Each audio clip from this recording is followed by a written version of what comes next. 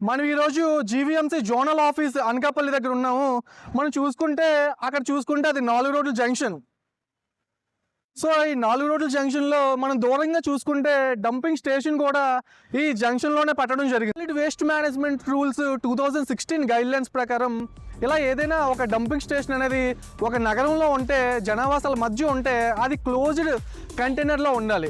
ఇలా బయటికి విజిబుల్ అవ్వకూడదు. దీనివల్ల వచ్చే ఏదైతే దుర్వాసన కానీ, అలాగే లీకేజ్ కానీ బయటికి రాకుండా జాగ్రత్తలు తీసుకోవాలి. అయితే ఇక్కడ చూస్తే మనకి మున్సిపల్ కార్యాలయం అనేది కనిపిస్తుంది. సో, మున్సిపల్ కార్యాలయంలోనే ఈ డంపింగ్ స్టేషన్ పెట్టుకొని ఈ సాలిడ్ మేనేజ్మెంట్ వేస్ట్ రూల్స్‌ని ఈ జీవీఎంసీ అనేది పాటించట్లేదు. మనం ఒక్కసారి కానీ చూస్తే యువతల పక్క ఇదంతా ప్రభుత్వ పాఠశాల. సో, ఈ ప్రభుత్వ పాఠశాలలోని విద్యార్థులు ఉదయం నుంచి సాయంత్రం వరకు ఈ స్కూల్లోనే ఉంటారు. ఇక్కడ ఉండే ఈ ఏదైతే డంపింగ్ యార్డ్ ఉందో, ఈ డంపింగ్ స్టేషన్ వల్ల చాలా తీవ్ర ఇబ్బందులు పడుతున్నారు. వాళ్ళు పాపం భోజనం చేసే సమయంలో కూడా ఈ వాసన పీల్చలేక చాలామంది భోజనం కూడా చేయలేని పరిస్థితి.